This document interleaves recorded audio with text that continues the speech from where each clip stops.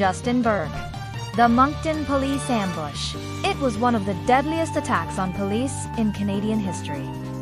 And it came without warning. On the evening of June 4, 2014, the quiet city of Moncton, New Brunswick, was turned into a war. But he wasn't looking for random targets. He was hunting police officers, heavily armed and dressed in camouflage.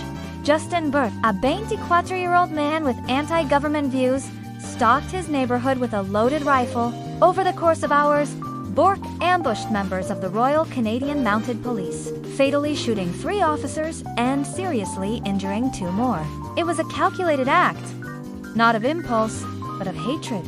He later admitted he wanted to start a revolution and believed the government was oppressive.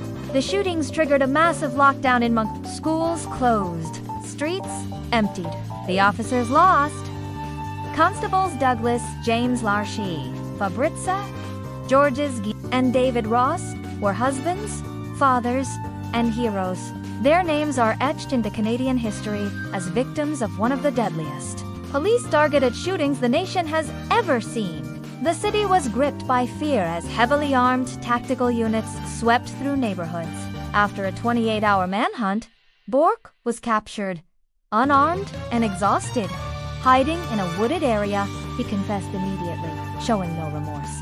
But Canada saw him as a domestic terrorist, someone who targeted the very people sworn to protect. It ensured that he would never breathe free air again. In court, his motives became clearer.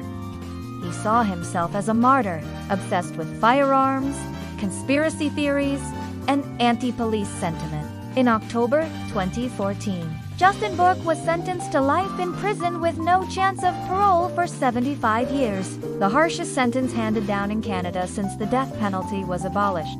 The tragedy left a deep scar on Moncton and the RCMP. This wasn't just a crime, it was an attack on justice itself.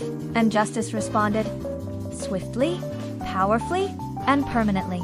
Follow Verdict Files for more true stories where justice is tested and delivered.